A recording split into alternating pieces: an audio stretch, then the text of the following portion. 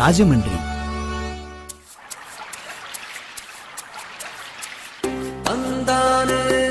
ఇది పుణ్యభూమి, జీవనది అఖండ గోదావరి ఒడ్డున ఉన్న సస్యశ్యామల ప్రదేశం, ఎంతో చైతన్యం ఉన్న ప్రాంతం.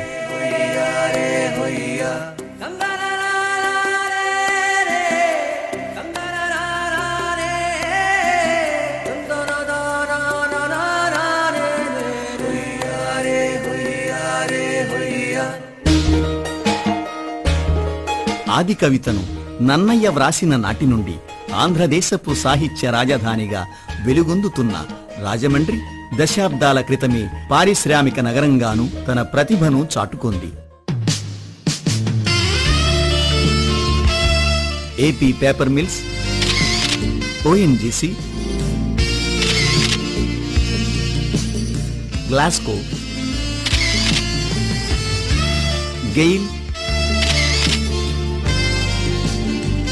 రిలయన్స్ వంటి ఎన్నో సంస్థలు రాజమండ్రిని తన వ్యాపార కార్యకలాపాలకు కేంద్రంగా చేసుకోవడంతో ఈ ప్రాంతం ఆంధ్రాలోని చెప్పుకోదగిన పారిశ్రామిక కేంద్రాలలో ఒకటిగా అవతరించింది.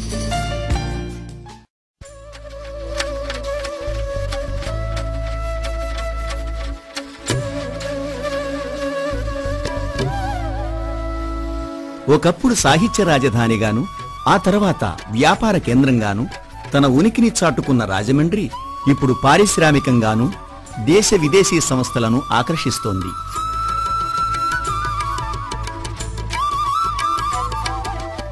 నన్నయ్య యూనివర్సిటీ, తెలుగు యూనివర్సిటీ సాహిత్య పీఠం, మెడికల్, ఇంజనీరింగ్, ఫార్మసీ, మేనేజ్మెంట్ కాలేజీలకు కేంద్రంగా ఉన్న రాజమండ్రి విద్యారంగంలోనూ ఎన్నో నగరాల సరసన సగర్వంగా నిలబడింది.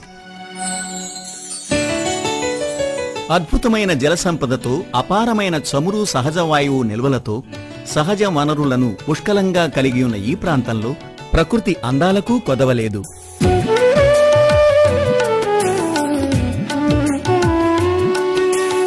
కోనసీమ అందాలు,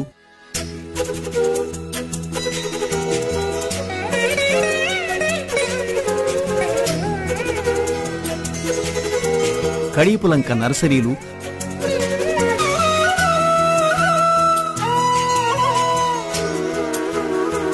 మారేడుమిల్లి అటవీ ప్రాంతం వంటివి ప్రకృతి ఆరాధకులను కట్టిపడేస్తాయి. గోదావరి నది మీద లాంచీ ప్రయాణం, పాపికొండల సందర్శనం వంటివి ఇప్పుడు ఈ ప్రాంతంలో టూరిజం రంగానికి కొండంత అండగా నిలిచాయి.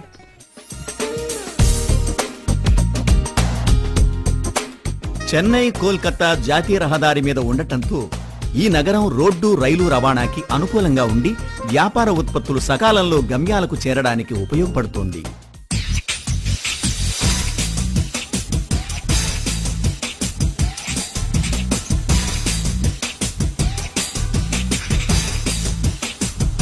రాజమండ్రి ఇప్పుడు మరింతగా విస్తరిస్తోంది.